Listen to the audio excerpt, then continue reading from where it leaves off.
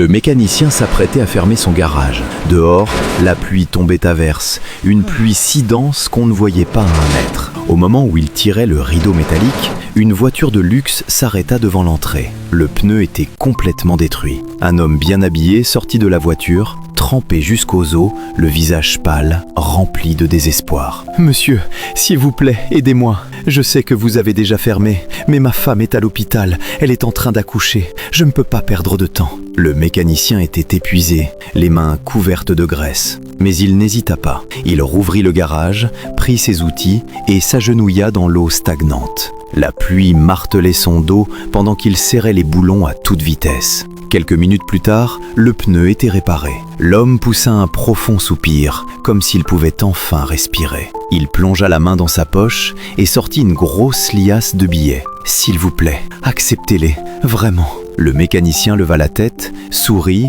et secoua la tête. « Non, ce n'est pas nécessaire. Allez rejoindre votre famille. Je vous demande juste une chose. Un jour, aidez quelqu'un d'autre. » L'homme resta silencieux une seconde, les yeux humides. « Merci, je n'oublierai jamais. » Il remonta dans sa voiture et disparut sous la pluie. Les années passèrent. Le mécanicien vieillissait. Un jour, son cœur commença à lâcher. Le médecin fut clair. Il avait besoin d'une opération coûteuse réalisée par un grand spécialiste. Il n'en avait pas les moyens. Sa fille, effrayée et désemparée, rassembla le peu d'argent qu'elle avait et emmena son père dans le meilleur hôpital de la ville. Elle supplia pour un paiement échelonné, pour n'importe quelle chance. L'opération fut un succès. Quand le mécanicien se réveilla, encore faible, il vit une enveloppe sur la table de chevet. C'était la facture de l'hôpital. Il y jeta un coup d'œil et ses mains se mirent à trembler. Il pensa que cela ruinerait sa famille. Il ouvrit l'enveloppe et resta figé. Montant à payer,